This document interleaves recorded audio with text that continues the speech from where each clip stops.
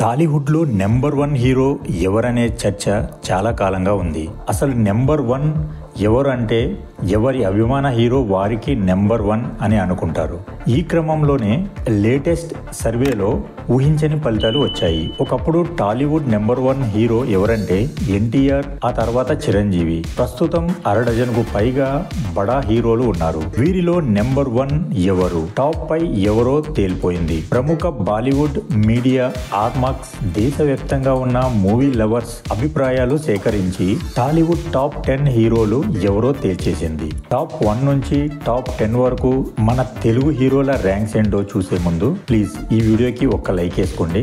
బాహుబలి చిత్రాలతో India wide fame తెచ్చుకున్న Prabhas number 1 హీరోగా ఈ సర్వే తేల్చింది. సలార్ మూవీతో ఫామ్ లోకి వచ్చిన ప్రభాస్ అగ్రస్థానం దక్కించుకున్నాడు. ఇక రెండవ స్థానం మహేష్ బాబు ఉన్నారు. ఆయన ఒక్క పాన్ ఇండియా మూవీ చేయనప్పటికీ పాపులారిటీ సత్తా చాటుతున్నాడు. మరో pan India hero Allu Arjun 3వ స్థానంలో ఉన్నారు. ఆయన తదుపరి చిత్రం పుష్ప 2 పై భారీ అంచనాలు ఉన్నాయి. ఇక 4వ స్థానంలో ఎన్టీఆర్ ఉన్నారు. RRR మూవీతో దేశవ్యాప్తంగా ఆయన గుర్తింపు తెచ్చుకున్నారు. స్ట్రైట్ హిందీ చిత్రాలు చేస్తున్నారు.